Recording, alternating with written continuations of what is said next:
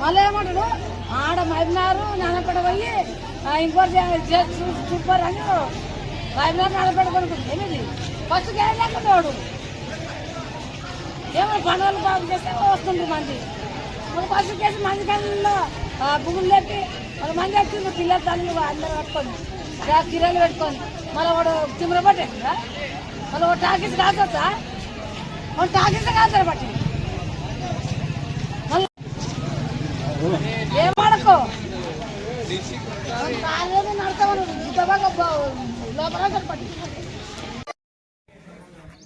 స్వామియేశ్వర వైప అందరు గోపాలకృష్ణ గురుస్వామి ఉమ్మడి పాలమూరు జిల్లాలో అందరికీ ఆత్మీయంగా ఉన్నాను.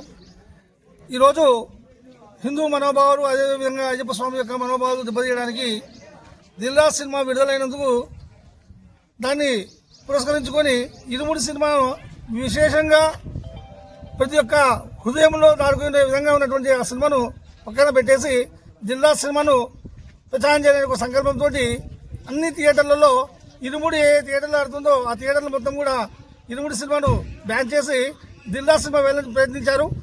ఇక్కడ మక్తల్లో కూడా అదేవిధంగా చేస్తే మా స్వాములందరూ కలిసి మక్తల్లో ఉన్నటువంటి గురుస్వాములు అయ్యప్ప స్వాములు అందరూ కూడా మమేకమై ఇరుముడి సినిమాను తప్పకుండా వెయ్యాలి థియేటర్లో దిల్ రాజు సినిమా బ్యాన్ చేయాలని ఒక గట్టి సంకల్పంతో ధర్నా చేయగా ఈరోజు వాళ్ళ కృషి ఫలించి ఇరుముడి సినిమాను ఈ యొక్క థియేటర్లో వేయడం జరిగింది.